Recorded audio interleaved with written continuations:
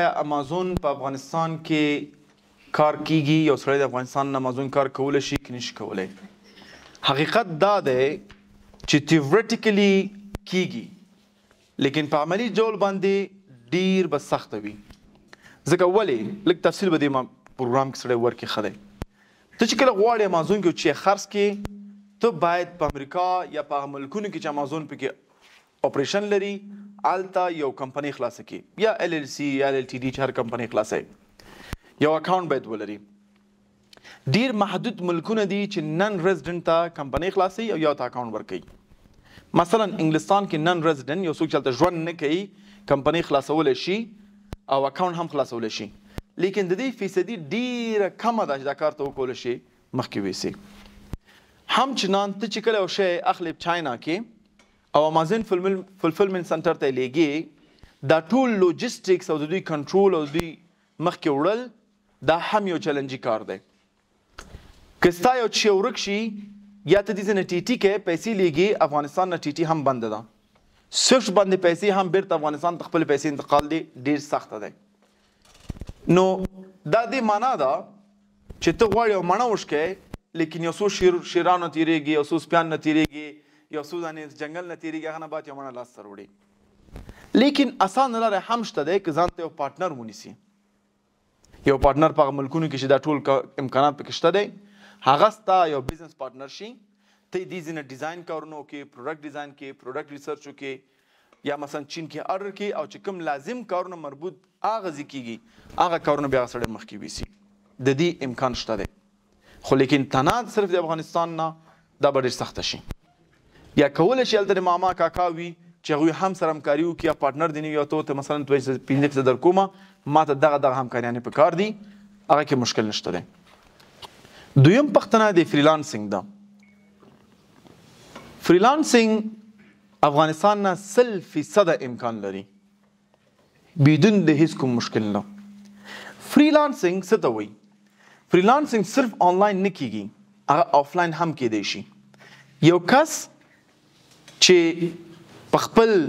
دفتر کې یو ښه انګلیسي استاد دی هغه د فری ټایم کې یو څو کسان ته اضافه کلاسونه لري دا اصل کې فریلانسینګ کوي یا یو کس ډېر ښه ډیزاینر دی لیکن هغه وایي نه غواړم چې قرارداد لاندې کار وکړم چې کله هم زه تا ته په کار یم هفته کې یو ورځ یا کله ډیزاین دې په کار دی ما ته پر ډیزاین یا په هر ورځ باندې ما ته پیسې راکوه دا هم فریلانسینګ دی آنلاین فریلانسینګ آفلاین فریلانسینګ څه فرق دی چې ته کوم شی آفلاین خرڅولی شي همغه شی آنلاین خرڅ کړه چې ته کوم ډیزاین چاته آفلاین کولی شي همغه ډیزاین خلکو ته آنلاین وکړه بس خلاص لیک مارکیټ به سخته وي لیکن که ته ښه پورټفولیو جوړه کړي په فایور کې اپ ورک کې freelance.com کې نو ته ډیر راحته کولی شي چې خلکو سره کار وکړي چې یو څوک اول کال به سخته وي چې بیا د مشتریان پیدا کړل ستا کار ښه او هغه باندې دوامداره سره کار کوي مشکل نشته دی ځکه هغه تا سره عادت کیږي ته د هغوی ډیزاین پیټرن پیژنې د کمپنۍ قوانین او پالیسیان نه خبرېږي د ده په ځای چې هغه بل کس ته دا ټولې قصې وکړي بهتره دا دی چې تا سره بیرته کار وکړي په ټوله دنیا کې 1 بلین فریلانسران دي او اوسط ډول باندې $25 د ساعت په سر دوی ګټي زه په خپله یو ایکس واي ډیزاین زما بنګلادیش کې دی او زه ورته $25 اول 15 ویلو $25 فی کوم د ساعت سره ته ورکوم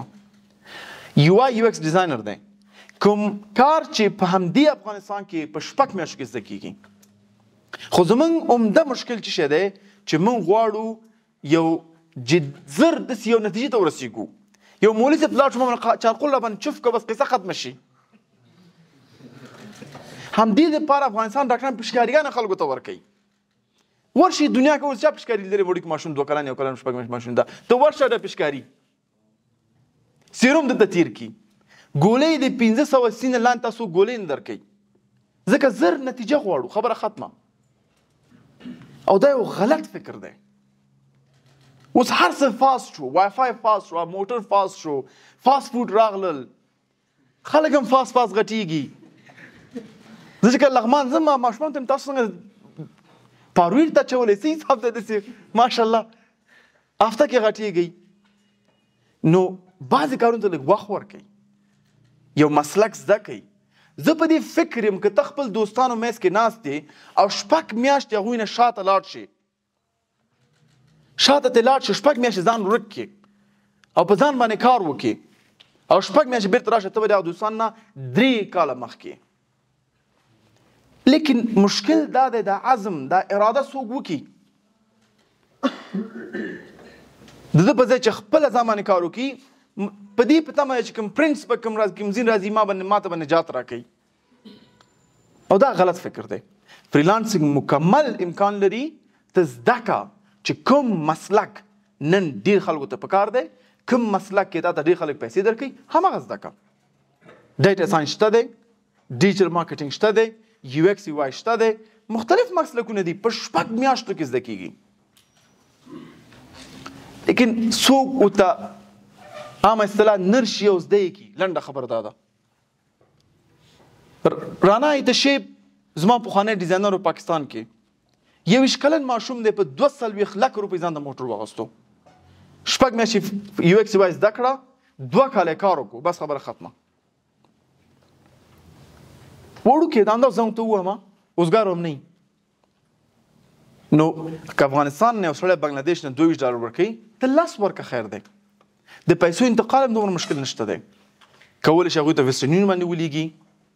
کولی شي هغوی ته نور شیان باندې ولیږي. که بیخي ستاسو مشکل وي، موږ سره تماس ونیسئ، زموږ اکاونټونو ته پیسې ولګئ چې کوم ټیکس دی هغه پکې ورکړئ، بقیه هم تاسو پیسې دلته نغدې موږ درکوو. لیکن فقط تکړه شئ. که یو سړی فریلانسر وظیفه پیدا کړه او ځای مشکل لري، د انټرنیټ مشکل راشي، د یولانات امیر کې خپل کار وکوئ. لیکن فقط خلک باید تکړه شي، همت وکړي، خصوصا خورګانې چې د کور نه کولی شي دا کارونه وکړي. دا څه ورون ته نه یم، دا خصوصا خورګان ته وایم. اخري پوښتنه چې هغه کسان پوهنتونونو کې دي او خپل مضمون شوق نه لري، څنګه به شي؟ یعنې تا باندې دا کوم قرآن آیات نه دی چې ته باید حتما دې مضمون کې پاتې شي. بدل یې کړه. که نه دې خوښېږي، ته چې اوس وخت مې ضایع کېږي، یو بل مسلک خواته زده کړه، پارټ ټایم بل مسلک زده کړه. اصل کې انسان کولی شي په څو طریقو باندې یو ځای ته هدف ته ورسېږي. عمده مشکل زموږ د ټایم منیجمنټ دی. څنګه کولی شي هدف ته ورسېږي؟ اول هدف انتخاب کوي. د هغه لاس ورته 2 میتډ لري، یو ټایم میتډ دی، یو ریزلټ میتډ دی، نتیجه. زه ته مثال در کوم. ته غواړې انګلیسي زده کړې، انګلیسي 2 قسمه زده کولی شي. یو ته وایي چې زه ورځ 100 لغات زده کوم، یو دا وایي چې زه 1 ساعت 8-9 بجو پر انګلیسي ته ورکوم. دا څوک چې 100 لغات زده نه کړي، 50-50 زده کړل، سبا یې له هیره ووتل، دا تشویق، دا نور تشویق نه دی، جذباتو کې نه دی، جذبات یې ختمیږي.